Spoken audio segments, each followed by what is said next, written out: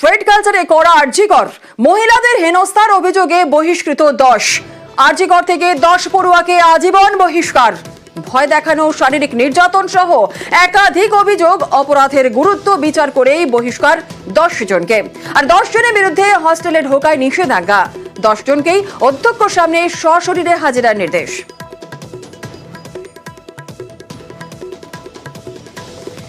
আর এই ব্যবস্থার পর কি বলছেন জুনিয়র ডাক্তাররা শোনাবো।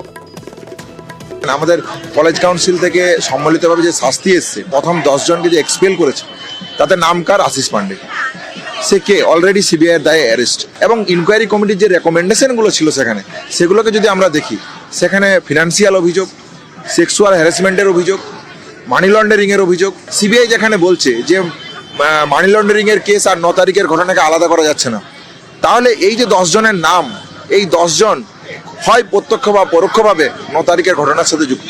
তাহলে 9 তারিখের ঘটনার সাথে যে বা যারা জড়িত, সেই জায়গাকে অ্যাড্রেস করা ওয়েস্ট বেঙ্গল জুনিয়র ডক্টরস ফ্রন্টের পক্ষ থেকে প্রয়োজন। আবার আমাদের যে 10 দফা দাবি, সেই দাবিকে নিয়ে বিভিন্ন রকম আন্দোলনের কর্মসূচি নেওয়াও প্রয়োজন আছে।